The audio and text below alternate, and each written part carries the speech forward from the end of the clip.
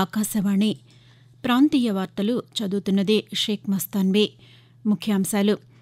ఆంధ్రప్రదేశ్ ముఖ్యమంత్రి నారా చంద్రబాబు నాయుడు సింగపూర్ పర్యటన ముగించుకుని విజయవాడ చేరుకున్నారు. తెలంగాణలో కొత్తగా మరో విద్యుత్ పంపిణీ సంస్థ డిస్కం ఏర్పాటుకు చర్యలు చేపట్టాలని ముఖ్యమంత్రి రేవంత్ రెడ్డి అధికారులను ఆదేశించారు. భారత్, అమెరికాలు చేపట్టిన నిసార్ ఉపగ్రహ ప్రయోగం విజయవంతమైందని భారత అంతరిక్ష పరిశోధనా సంస్థ ఇస్రో చైర్మన్ వి నారాయణన్ తెలిపారు. అన్నదాత సుఖీభావ్ పథకాన్ని ముఖ్యమంత్రి నారా చంద్రబాబు నాయుడు ప్రకాశం జిల్లాలో ప్రారంభిస్తారని మంత్రి డోలా శ్రీ బాల వీరాంజనేయ స్వామి పేర్కొన్నారు. తెలంగాణ పంచాయతీరాజ్ శాఖలోని ఫీల్డ్ అసిస్టెంట్లకు ఒకే వేతనం అమలు చేయాలని ఆ శాఖ మంత్రి ధనసరి అనసూయ సీతక్క అధికారులను ఆదేశించారు. వార్తల వివరాలు. ఆంధ్రప్రదేశ్ ముఖ్యమంత్రి నారా చంద్రబాబు నాయుడు సింగపూర్ పర్యటన ముగించుకుని గత రాత్రి విజయవాడ చేరుకున్నారు. హైదరాబాద్ మీదుగా ప్రత్యేక విమానంలో రాష్ట్రానికి చేరుకున్న ముఖ్యమంత్రికి రాష్ట్ర మంత్రులు, ప్రభుత్వ ప్రధాన కార్యదర్శి విజయానంద్, డీజీపీ హరీష్ కుమార్ గుప్తా, ఇతర అధికారులు స్వాగతం పలికారు. రాష్ట్రంలో పెట్టుబడులు పెట్టేందుకు ప్రముఖ సంస్థలను ఆహ్వానించేందుకు ముఖ్యమంత్రి 4 రోజుల పాటు సింగపూర్లో పర్యటించారు. తెలంగాణలో కొత్తగా మరో విద్యుత్ పంపిణీ సంస్థ డిస్కం ఏర్పాటుకు చర్యలు చేపట్టాలని ముఖ్యమంత్రి రేవంత్ రెడ్డి అధికారులను ఆదేశించారు. హైదరాబాద్లోని ముఖ్యమంత్రి నివాసంలో ఇంధన శాఖపై ఉన్నతాధికారులతో నిన్న సమీక్ష నిర్వహించారు. ఈ సందర్భంగా ఆయన మాట్లాడుతూ కొత్త డిస్కం ప్రభుత్వ రాయితీపై అందించే విద్యుత్ పథకాలను నిర్వహించేలా చర్యలు చేపట్టాలని ఆదేశించారు. వ్యవసాయంతో పాటు ఇళ్లు, పాఠశాలలు, కళాశాలలకు ఉచిత విద్యుత్ సరఫరా పథకాలన్నీ కొత్త డిస్కం పరిధిలోకి తీసుకురావాలని సూచించారు. ఇందిరా సౌర గిరి జల వికాసం పథకాన్ని రాష్ట్రంలోని అన్ని గిరిజన, ఆదివాసీ తండాలు, ఏజెన్సీ ప్రాంతాల్లో అమలు చేయాలని ముఖ్యమంత్రి అధికారులకు దిశానిర్దేశం చేశారు. ఆంధ్రప్రదేశ్ పట్టణాభివృద్ది శాఖ మంత్రి పి నారాయణ సింగపూర్ పర్యటన కొనసాగుతోంది. అమరావతి స్మార్ట్ సిటీ నిర్మాణానికి సంబంధించిన పలు అంశాలను అధ్యయనం చేసేందుకు సింగపూర్లోనే ఉన్నారని అధికారులు తెలిపారు. ఇందులో భాగంగా నిన్న పలు సంస్థలతో సమావేశమై అమరావతిలో సూక్ష్మ స్థాయిలో పచ్చదనం అభివృద్దికి తీసుకోవాల్సిన చర్యలపై చర్చించారు. కాగా మంత్రి నారాయణ రేపు సింగపూర్ నుంచి బయలుదేరి మలేషియాకు వెళ్లనున్నారు. అక్కడ పుత్రజయ్తో పాటు కౌలాలంపూర్లో పలు ప్రాంతాలను మంత్రి సందర్శించనున్నారని అధికారులు తెలిపారు. భారత్, అమెరికాలు చేపట్టిన నిసార్ ఉపగ్రహ ప్రయోగం విజయవంతమైందని భారత అంతరిక్ష పరిశోధన సంస్థ ఇస్రో చైర్మన్ వి నారాయణన్ తెలిపారు. ఆంధ్రప్రదేశ్లోని శ్రీహరికోటలో సతీష్ ధావన్ అంతరిక్ష ప్రయోగ కేంద్రం షార్ నుంచి జీఎస్ఎల్వీ F-16 వాహక నౌక ద్వారా ఈ ఉపగ్రహాన్ని గత సాయంకాలం నింగిలోకి ప్రయోగించారు.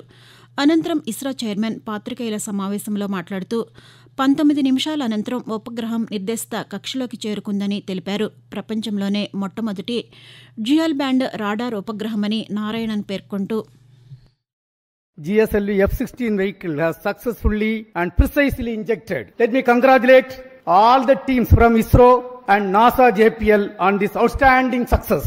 This is our 102nd launch from Sriharikota and the 18th mission of GSLV. This is the first GSLV mission to the Sun synchronous polar orbit. NISR is an all-weather day-night imaging satellite that will scan the entire Earth at 12-day interval. NISR will enable the scientific community to detect the surface variations, sea ice detection, investigate natural hazards, monitor soil moisture, and many other applications. The potential applications from this satellite are huge. ఆంధ్రప్రదేశ్లో semi conductor పరిశ్రమ ఏర్పాటుకు సహకరించాలని కేంద్ర ప్రభుత్వాన్ని వైద్యారోగ్య శాఖ మంత్రి why Satyakumar Yadav కోరారు. ఢిల్లీలో కేంద్ర రవాణా శాఖ మంత్రి నితిన్ గడ్కరీతో మంత్రి నిన్న సమావేశమయ్యారు. ఈ సందర్భంగా రాష్ట్రంలో 9,500 కోట్ల రూపాయలతో చేపట్టిన పలు అభివృద్ది కార్యక్రమాల శంకుస్థాపన, ప్రారంభోత్సవం కోసం ఆగస్టు 2న రాష్ట్రానికి నితిన్ గడ్కరీ రానున్న నేపథ్యంలో పర్యటన ఏర్పాట్ల గురించి ఆయనకు మంత్రి సత్యకుమార్ వివరించారు. అనంతరం రైల్వే శాఖ మంత్రి అశ్విని వైష్ణవ్తో సమావేశమై ఆంధ్రప్రదేశ్లో రైల్వే ప్రాజెక్టులు, అభివృద్ది కార్యక్రమాల గురించి మంత్రి చర్చించారు. ఆకాశవాణి ప్రాంతీయ వార్తలు వింటున్నారు.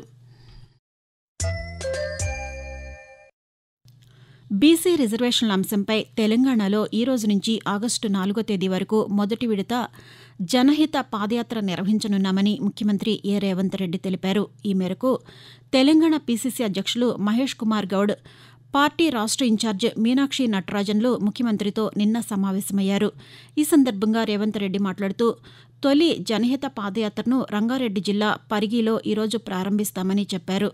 ఆగస్టు 4న ఆదిలాబాద్ జిల్లా ఖానాపూర్లో సమావేశం ఉంటుందని తెలిపారు. అలాగే రిజర్వేషన్ల అంశంపై ఆగస్టు 5, 6, 7 తేదీల్లో జంతర్ మంతర్ వద్ద నిర్వహించనున్న ధర్నాలో రాష్ట్ర మంత్రులు పాల్గొనున్నారని పేర్కొన్నారు. అన్నదాత సుఖీభావ్ పథకాన్ని ముఖ్యమంత్రి నారా చంద్రబాబు నాయుడు ప్రకాశం జిల్లాలో ప్రారంభిస్తారని మంత్రి డోలా శ్రీ బాల వీరాంజనేయ స్వామి పేర్కొన్నారు. ముఖ్యమంత్రి పర్యటించనున్న దర్శి నియోజకవర్గం వీరయ్యపాలెం గ్రామంలో ఏర్పాట్లను మంత్రి గత సాయంకాలం పరిశీలించారు. ఈ సందర్భంగా బహిరంగ సభ ఏర్పాటు, స్థల పరిశీలన వంటి వాటిపై అధికారులకు పలు సూచనలు చేశారు. అనంతరం మంత్రి మాట్లాడుతూ, రేపు 2వ తేదీన మన ప్రీతం ముఖ్యమంత్రి శ్రీ నారా చంద్రబాబు నాయుడు గారు దర్శి నియోజకవర్గం వీరాయపాలెం గ్రామానికి అన్నదాత సుఖీభావ కార్యక్రమం ప్రారంభోత్సవానికి రావడం జరుగుతోంది.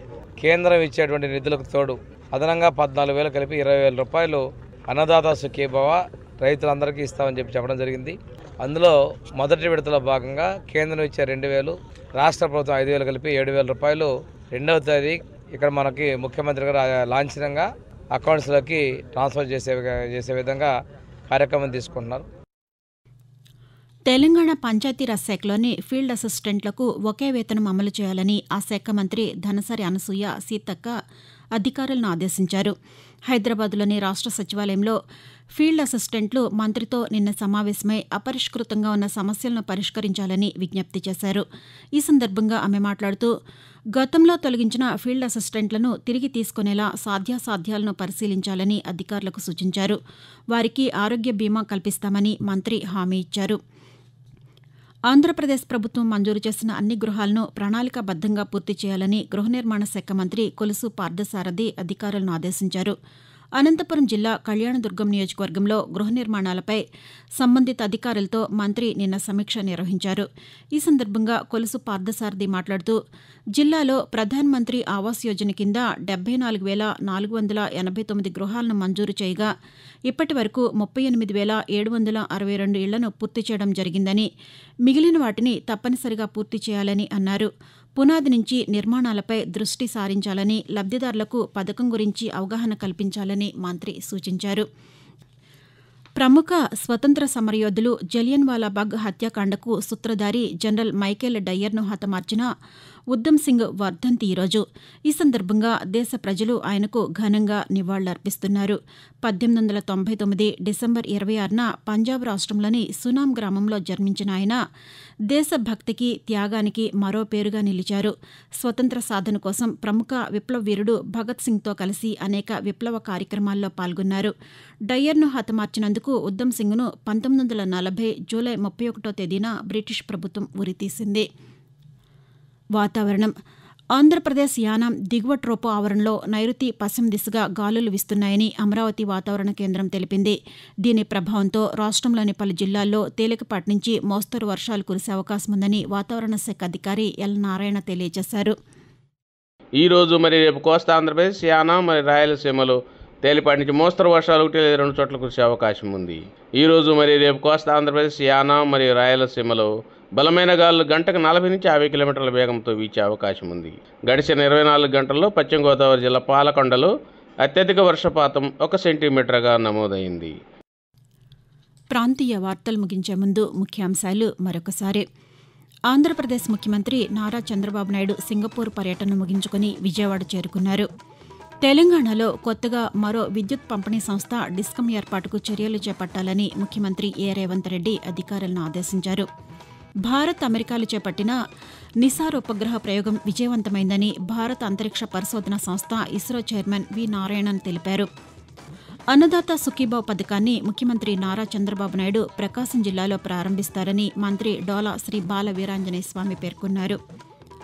ఆకాశవాణి ప్రాంతీయ వార్తలు ఇంతటితో సమాప్తం. తిరిగి 7 గంటల 5 నిమిషాలకు జాతీయ వార్తలు వింటారు.